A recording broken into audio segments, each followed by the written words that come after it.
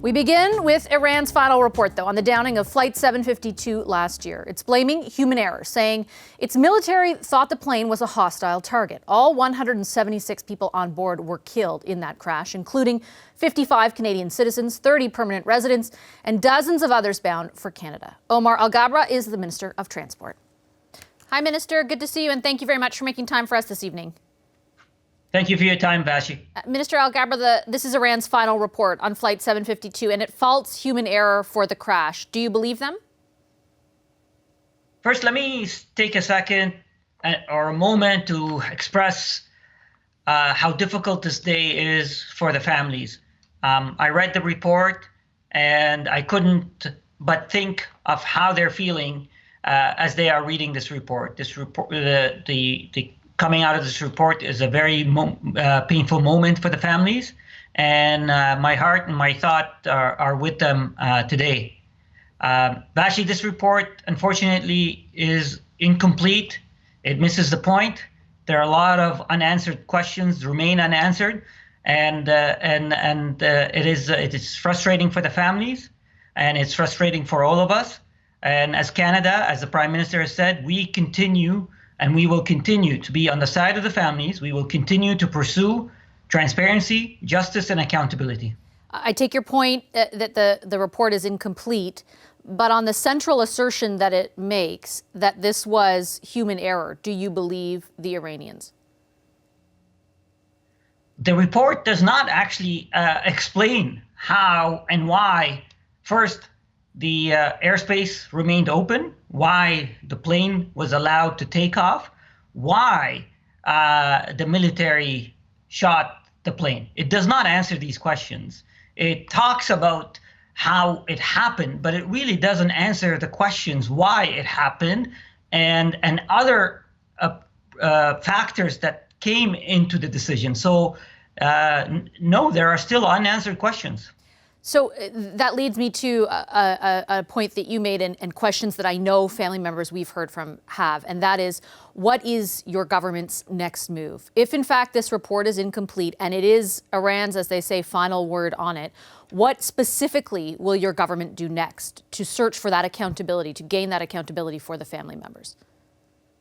And Vashi, just so you know, I met with the families a couple of weeks ago, and I expressed to them, I heard from them, I wanted to remain in touch. And as you know, I've been involved in with the families since the accident last year, and I shouldn't call it an accident, since the tragedy last year.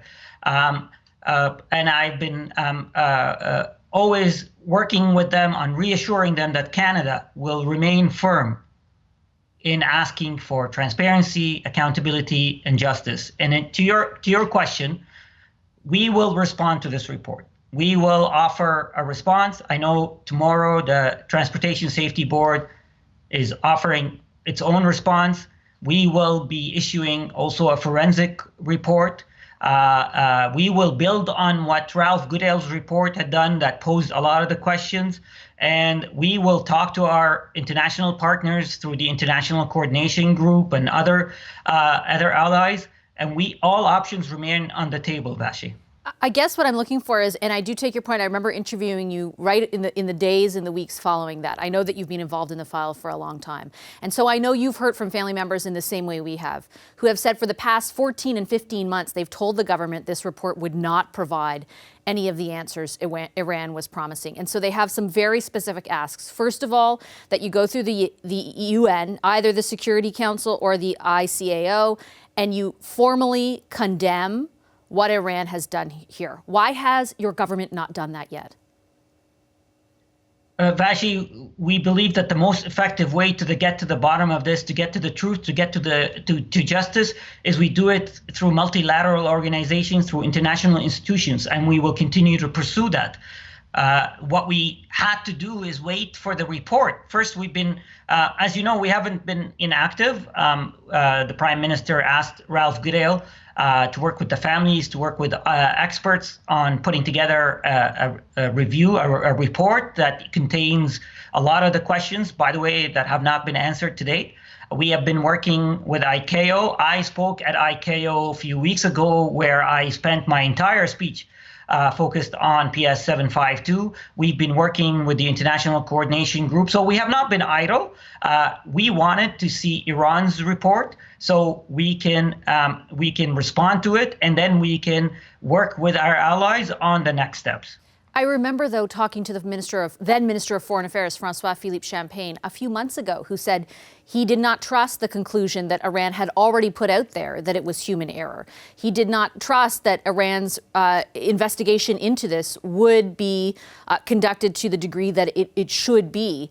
And so, again, I put to you with all due respect, I'm not saying or accusing the government of being idle, but certainly, like you have, I have heard from family members who feel that your government could be going further and is not. What do you say to them right now? So, Vashi, let me say to you and to your audience, and I said this to the families when I met with them a few weeks ago, it does not surprise me that the Iranian report is incomplete and that it's avoids the real meaty part of the issues and the tragedy. But as we are working with through international multilateral institutions, as we are following and working with our allies, because we believe the best way to respond to Iran is through building an international coalition. That is the most effective way in holding Iran accountable for what happened. And in order for us to do that, we needed to make sure that even though Iran took longer than we expected, we wanted to make sure that Iran submitted its report so we could respond to it. So I wish I could say I was surprised that the report was incomplete. I'm not, and we kind of expected that, unfortunately, but we needed to wait for them so now we can issue a response and we can work on other steps, including working with multi-international institutions, including the International Criminal Court potentially, including ICAO and other international institutions. And when can the family members expect some concrete details about which avenues you will pursue? Is it going to be weeks? Is it going to be more months? I think they're entitled to know if they're going to be waiting a long time. You're right there, and again, my heart goes out to the families. I can assure you, in the coming, as I said, tomorrow, I expect the Transportation Safety Board is going to issue a response. We, in the coming few weeks, we're going to issue the forensic report. We're going to have a response. So I would tell the families and all Canadians that in the coming weeks, they're going to see our plan being rolled out, our action plan is being announced. But we also, as I said, we need to coordinate with our international partners, with our international allies. So expect to see the revelation of the plan and the steps in the coming weeks. Okay, and Minister, before I let you go, I do want to ask you, because I have you here, about airlines, a completely different subject, but we are, of course, waiting to see if there is going to be some kind of agreement, for example, a low-interest loan or some sort of bailout package for airlines. Can you put some kind of timeline on it? Jerry Dias was on the show a few weeks ago saying he thought it was imminent. Is it imminent? Let me say that the airline sector is very critical for our economy, for Canadians, for our security, and it has suffered significantly under COVID and travel restrictions. Myself and my colleague, the Minister of Finance, Deputy Prime Minister, have been working along major airlines on customizing an aid package. I'm not able to give you a final expectation or date when that is going to be resolved, but I'm hoping in the coming weeks. So you think as soon as the coming weeks there could be some sort of package? Is that accurate? I'm hoping it's going to come out soon. I understand the urgency, by the way. It's about jobs. It's about our security. It's about our economy. It's about our resilience. So it is critical. There's a sense of urgency. As you can imagine, we're not the only ones at the table. The airlines and other players are at the table. So we're doing our best to get it resolved as quickly as possible. And just very quickly, can you tell Canadians, will it be a quote-unquote bailout package, or are you looking at some sort of loan program, low-interest loan program? Like this, will this be a handout or a loan? I think it'll be inappropriate for me to talk about what the package is going to look like before it's finalized.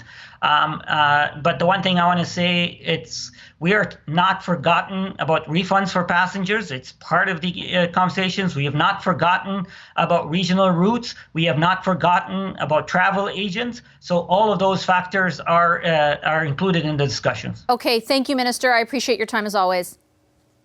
Thank you, Vashi. Hi, I'm Vashi Capellos, host of Power in Politics. See more of our show by subscribing to the CBC News channel or click the link for another video.